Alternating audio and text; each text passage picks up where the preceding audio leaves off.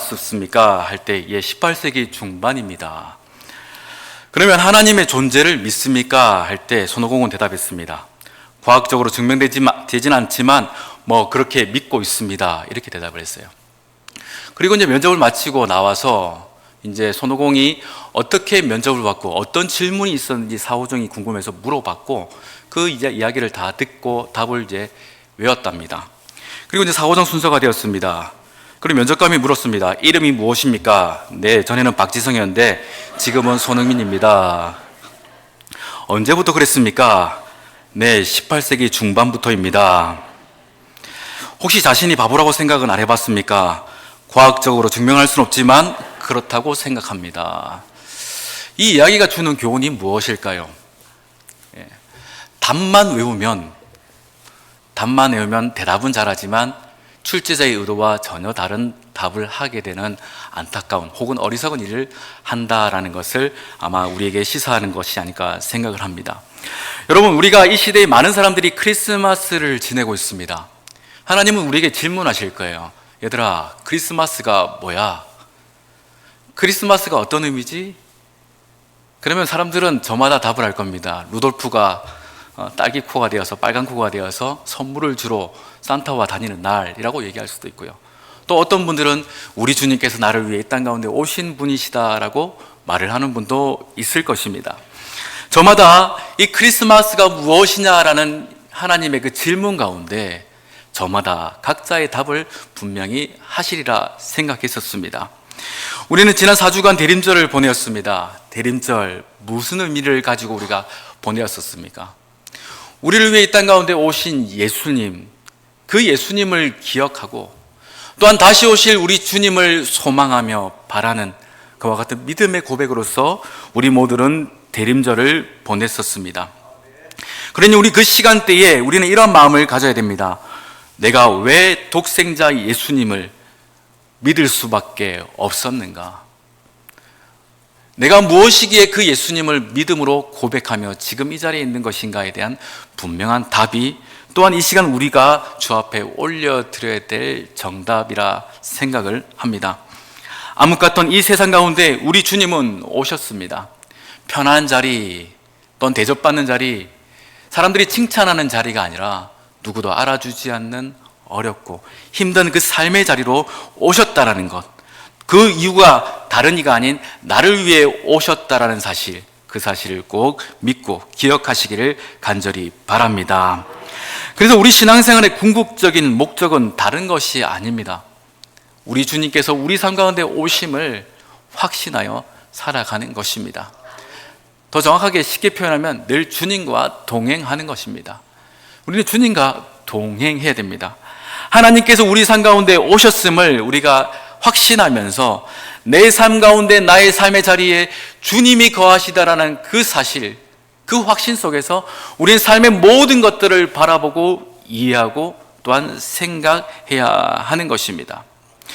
예수님은 우리 가운데 분명히 오셨음, 함께 하심, 또한 동행하심, 여러분 꼭 믿으시기를 바랍니다. 왜 그렇습니까? 하나님은 예수님을 통해서 자신을 설명하고 계세요. 또한 예수님을 통해서 하나님이 어떤 분인가, 하나님 자신이 어떤 분인가를 가르치시고 또한 예수님을 통해서 우리를 만나주고 계신다는 것입니다. 요한복음 14장에 이런 말씀이 있습니다. 예수께서 이르시되 내가 곧 길이요 진리요 생명이니라고 말씀하셨습니다. 예수님이 아니고서는 누구도 하나님을 만날 수 없습니다. 우리 본문 14절 말씀 우리 다시 한 번 더 같이 읽어봅니다. 시작.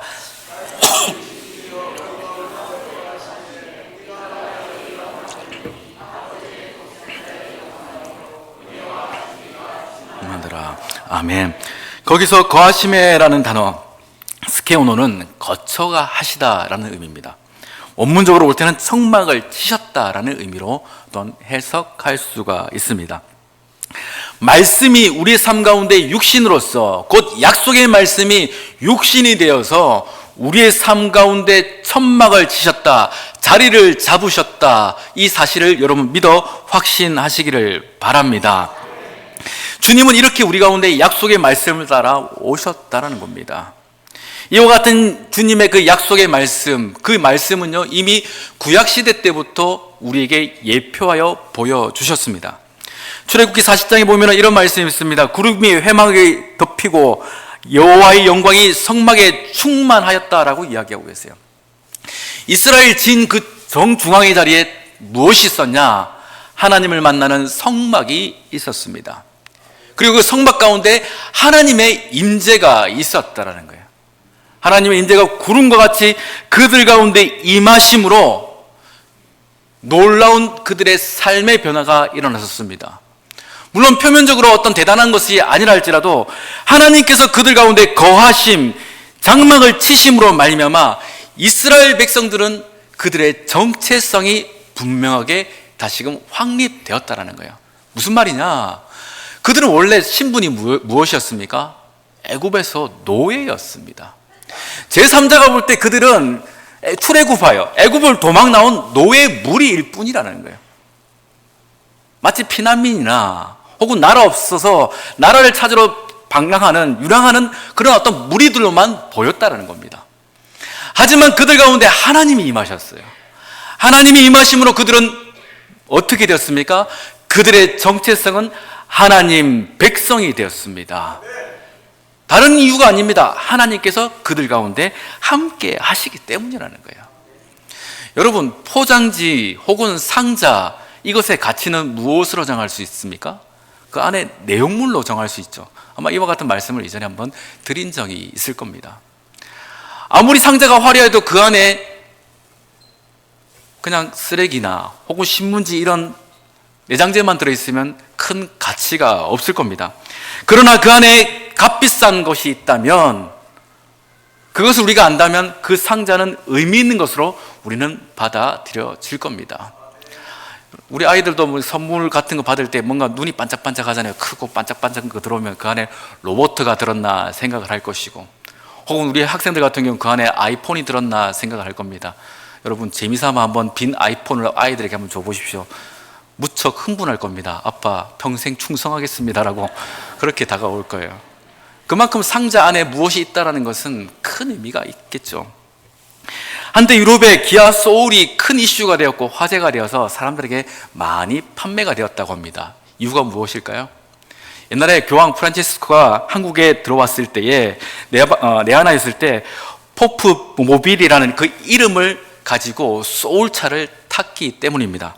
그의 넘버에 SCV1이라는 그런 넘버를 달고 교황이 그 차를 타게 되어지니까 이거는 교황이 탔던 차다 하면서 유럽 사람들에게 큰 호응을 얻더라는 것입니다.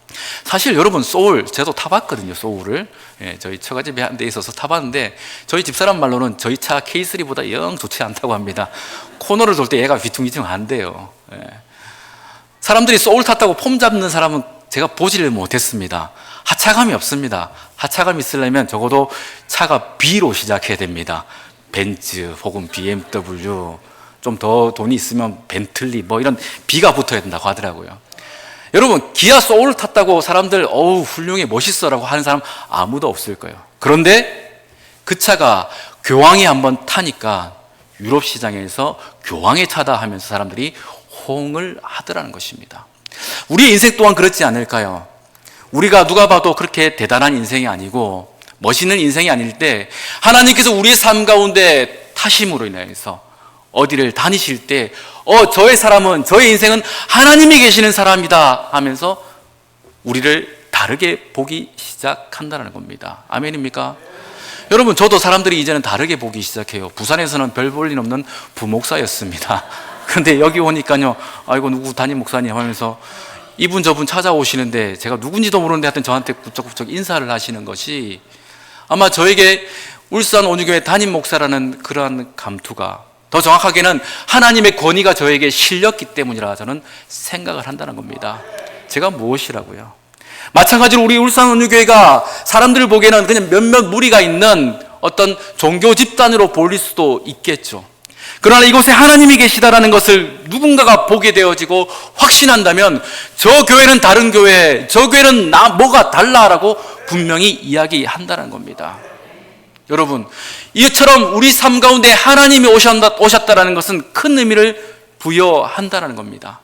더 정확하게는 우리의 정체성이 바뀌어 버린다는 겁니다. 어떤 사람이 길을 걸어가더라도, 버스를 타더라도, 혹은 KTX를 타더라도 어떤 사람에게는 중요한 임무가 줬다면 그의 걸음은 놀라운 일들일 것이지만, 그저 그냥 재미난 일들을 쫓아간다면 사람들에게는 아무런 호응을 얻지 못할 것입니다. 우리가 무엇을 가지고 살아가느냐, 더 정확하게 우리 심령 가운데 어떤 분이 임재하여 살아가시냐는 너무나도 다른 삶을 살아가게 되어진다는 겁니다. 저는 이와 같은 차원에서 우리 청년들과 우리 학생들이 하나님이 그들의 삶 가운데 임하기를, 더 정확하게는 하나님의 비전이 우리 청년들과 우리 학생들의 삶 가운데 있기를 저는 간절히 바랍니다. 여러분, 이것을 위해서 기도해 주시길 바랍니다.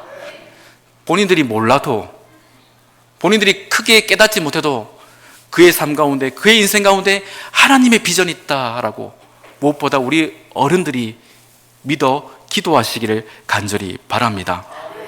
여러분, 제자들의 삶 또한 우리가 잘 알지 않습니까? 그들 뭐 대단한 거 없었잖아요. 그렇죠?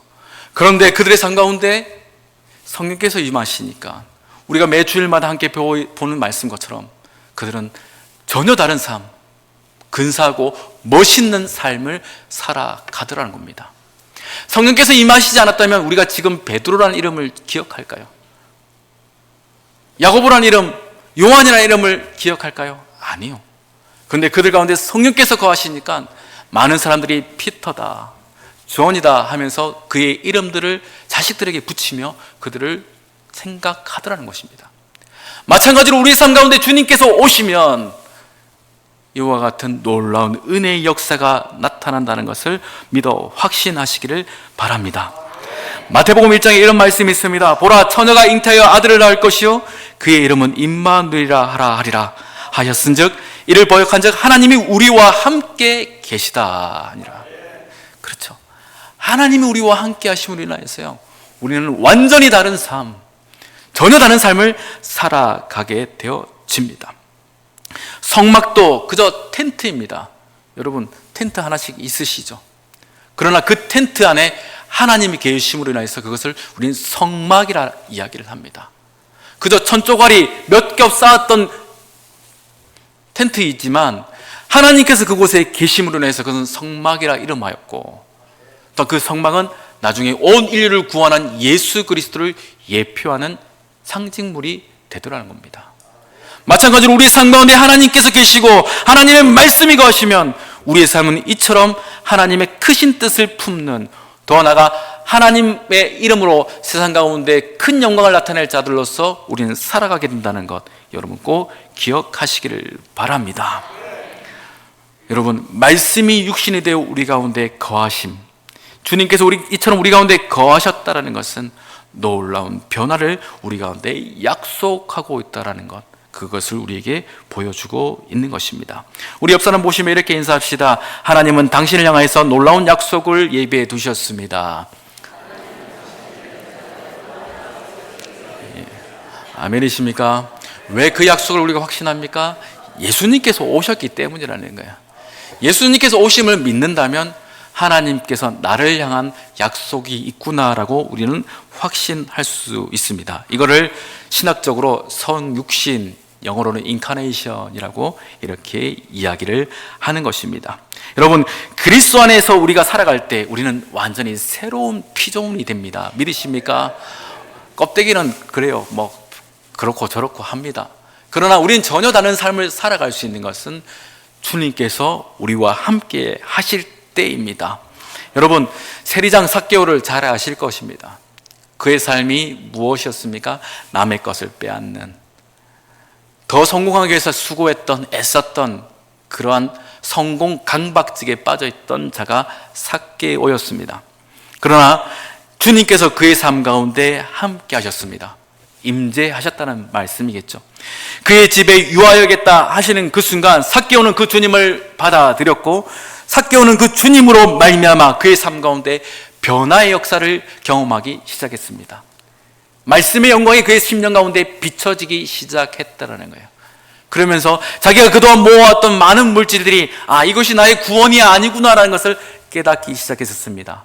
왜 이와 같은 물질을 내가 받았을까 생각할 때, 나눠주라는 것이구나. 그때부터 그의 재산 반을 가난한 자들에게 나누어 주었습니다. 혹 그가 남의 것을 빼앗았던 것, 토색한 것이 있거든 4배나 갚겠다 하며 주님께 또한 약속하더라는 것입니다. 이것이 영광을 경험한 자, 주님을 만난 자의 모습입니다. 주님은 그 모습을 기뻐하시면서 무엇이라 하셨습니까? 이 사람 삭개오도 아브라함의 자손이로다. 여러분, 우리가 하나님을 이와 같이 만나는 그 순간 우리는 아브라함의 자손이 되어지며 더 나아가서 예수 그리스도의 그 은혜의 보좌 앞에 나갈 수 있는 하나님의 백성 되어진다는 사실을 꼭 믿어 확신하시기를 바랍니다. 이처럼 성탄, 곧 예수님께서 우리의 삶에 오신다는 것은 이런 놀라운 은혜의 일들을 허락하고 있다는 거예요. 약속하고 있다는 것입니다. 하늘의 풍성함을 경험했던 그 삭개오의 삶이 이와 같이 변화되었듯 바라기는 우리 울산의 모든 성도들의 삶 또한 이와 같은 하나님의 영광을 경험함으로 변화를 꼭 체험하시길 간절히 바랍니다. 그렇다고 재산 반을 당장 내놓으라는 것은 아닙니다. 여러분, 우리의 마음밭이 바뀌면요, 삶을 바라보는 관점이 달라지기 시작합니다. 인생의 우선순위가 무엇이 귀한지가 바뀌기 시작한다라는 이야기입니다. 여러분, 이렇게 우리는 변화되어야 된다는 거예요. 하나님이 임하셨던 그 광야 생활을 다시금 이야기해 봅시다. 여러분, 그 광야 아무것도 없는 곳이라고 했잖아요. 지난주 오예배 때도 우리 김문자 전사님 설교하셨듯이 무엇이 없는 곳이 뭐라고요? 광야라는 겁니다. 그런데 단 하나가 있었습니다. 뭐가요? 하나님이 계셨다는 거예요. 물이 없는 그곳에 하나님이 생수가 되셨고요, 먹을 것이 없는 그곳에 하나님께서 양식이 되어 주셨습니다. 하나님은 그들과 함께 하셔서 그들로 하여금 살아갈 백성들, 무엇이 갖춰져서 살아갈 백성이 아니라 하나님으로 살아갈 백성 되게 하시더라는 것입니다. 결국 그들이 가나안 땅에 들어가서 그들이 바라보며 소망해야 될 것은 그 땅의 풍요로운 물질, 양식이 아니라 누구입니까? 하나님이라는 겁니다. 왜 이스라엘 백성들이 다시금 공고해졌죠? 먹을 것이 없어서입니까? 살 집이 없어서인가요? 아니요, 하나님을 잃어버렸기 때문입니다. 함께 하시는 하나님을 외면했기 때문이라는 겁니다. 그랬더니 사사기의 시대가 어떻습니까? 각기 소견대로 옳은 대로 그들은 늘 범죄하였고요, 그러니 그 범죄로 인해서 늘 울었고 괴로워했었습니다. 그리고 하나님 살려주세요 살려주세요 할 때 하나님께서 아이고 이놈들아 하시면서 사사를 보내셔서 살리셨죠. 그러나 또 어떻습니까? 얼마 지나지 않아서 또 범죄하고, 하나님을 잃어버린 자들의 삶은 이러한 사이클을 벗어나지 못하더라는 겁니다.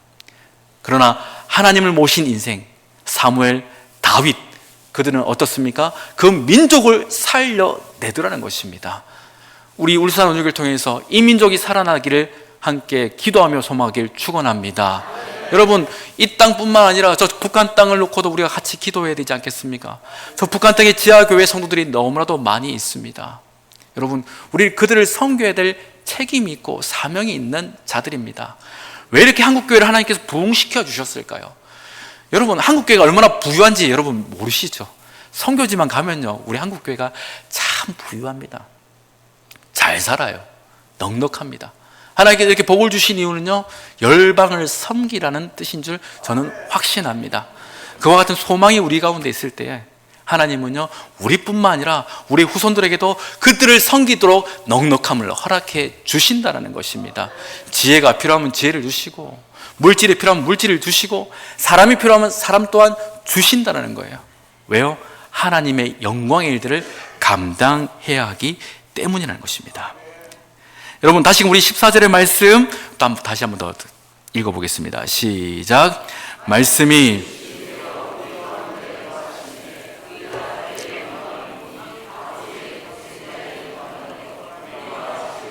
충만하더라. 아멘.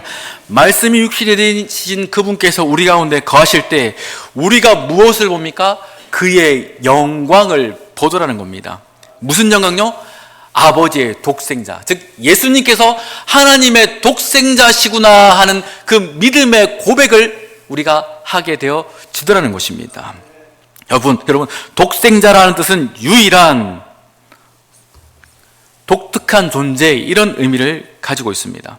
우리 사도신경도 이렇게 고백하죠. 나는 그의 유일하신 아들 우리 주 예수 그리스도를 믿습니다. 우리는 다른 이를 믿는 것이 아닙니다. 나를 위해 십자가에 달려 죽으신 예수님을 믿는 것입니다. 그 예수를 믿고 고백할 때에 우리의 신분과 우리의 삶의 변화가 나타나는 것이며 하나님의 영광이 우리의 시선 가운데 온전히 드러나기 시작한다는 것입니다. 여러분, 이와 같은 놀라운 은혜를 경험하시길 축원합니다. 여러분, 그의 영광을 바라보시길 바랍니다. 그의 영광을 우리는 볼 수 있어야 합니다. 지난주 주일 낮 예배 때 스데반이 보았던 것이 무엇입니까? 인자가 하나님 우편에 계신 것을 보았죠. 곧 예수가 하나님의 독생자 되심을 보았고 그 영광을 고백하더라는 것입니다. 여러분, 우리도 그와 같은 고백을 해야 되지 않을까요? 항상 예수는 하나님의 아들이시오, 독생자 되시며 우리 삶의 유일한 구원자가 되십니다라는 그 고백, 이 고백 가운데서 우리는 그의 영광을 보게 되어집니다. 여러분, 이와 같은 영광은 곧 은혜와 진리를 충만케 한다는 거예요. 여러분, 우리 기독교 신앙에 있어서 두 가지의 중요한 성례가 있습니다. 하나는 세례식이고 하나는 성찬식이죠. 우리 이제 송구영신 예배 때 성찬식을 또한 하게 됩니다. 이 성찬의 중요한 의미는 예수님께서 자기 자신의 몸과 피를 나눠 주신 겁니다. 그리고 그 피와 살을, 그 떡을 먹는 우리는 주님 안에서 한 공동체다라는 것을 또한 자각하는 시간이라고 할 수 있습니다. 새벽 기도 시간 때 이런 말씀을 나눈 적이 있습니다. 각 복음서에는요, 여러 가지 내용들이 예수님의 일대기가 기록되어져 있습니다. 각 복음서가 주요한 관점, 신학적 목적에 의해서 어떤 내용은 기록했고 어떤 내용은 기록하지 않은 부분들이 있습니다. 그러나 사복음서 4곳에 모두가 기록되어진 것은 그만큼 중요한 부분이다라고 말할 수 있다 말씀을 드렸던 적이 있습니다. 예수님의 십자가 사건이 그랬고, 부활 사건, 그리고 예수님께서 나귀를 타시고 예루살렘에 입성하신 이 사건이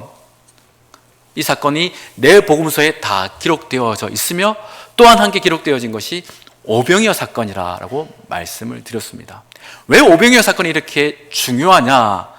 그때 말씀드린 것이 곧 하늘의 양식, 곧 예수님을 이와 같이 나눠줄 때에 그 백성들이 먹고 배부르며 풍요를 누리더라, 12강주리가 남더라라는 것을 깨닫게 하기 위함이라고 말씀을 드렸습니다.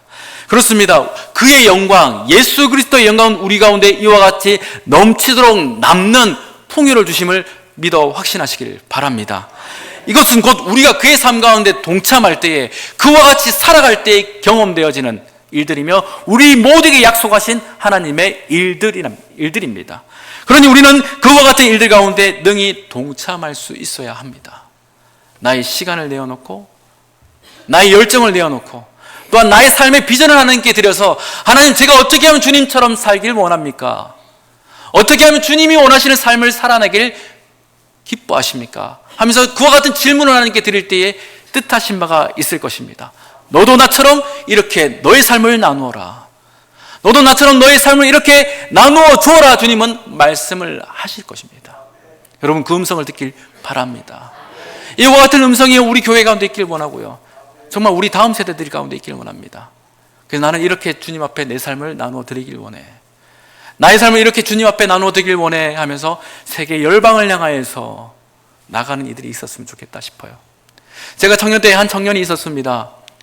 어려운 형편 속에서 홀로 신앙생활을 하던 한 여자 청년이 그의 생각에 하나님께서 크신 비전을 주셨습니다.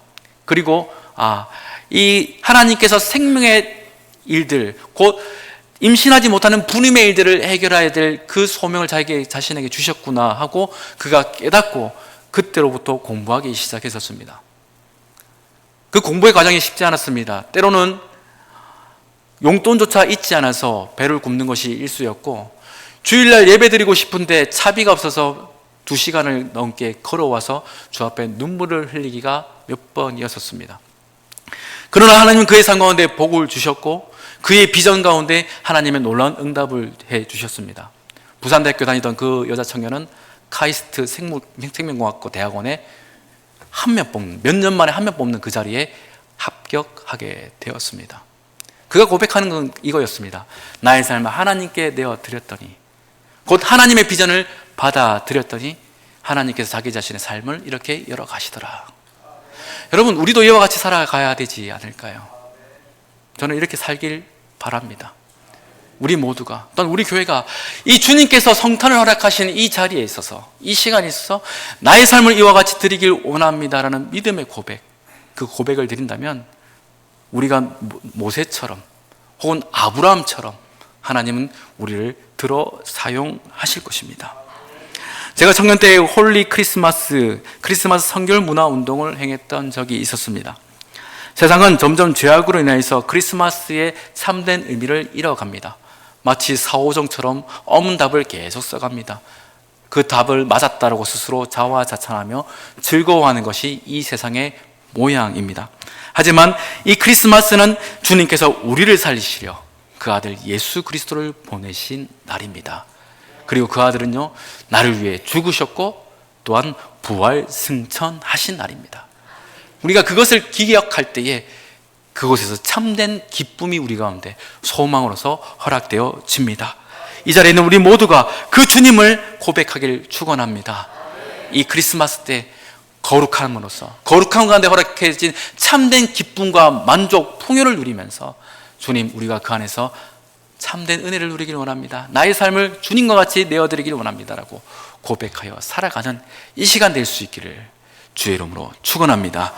기도하겠습니다. 사랑과 은혜가 풍성하신 좋으신 하나님, 우리도 예수님과 같이 우리가 가야 될 그곳에 인카네이션, 성육신하여 나가게 하여 주시옵소서. 나를 보내실 곳이 어디입니까? 우리가 가야 될 곳이 어디입니까? 주님, 깨닫게 하여 주시옵소서.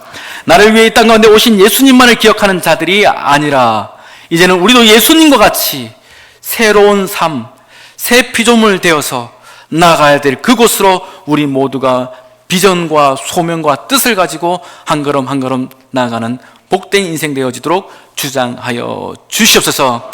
하나님, 우리가 어린아이와 같이 주저앉는 자 되지 말게 해주시고, 힘없는 자라 병든 자라 해서 스스로 포기하는 자 되지 말게 해주시고, 주님께서 주신 능력과 권세로서 새로운 뜻 안에서 이 모든 것을 넉넉히 감당하는 갈렙과 같은 자 되어지도록 역사하여 주시옵소서. 이와 같은 소명 가운데서 성탄의 기쁨을 만끽할 수 있는 우리 모두가 되기를 간절히 소원하오며 거룩하신 우리 주 예수님의 이름으로 간절히 기도드리옵나이다. 아멘.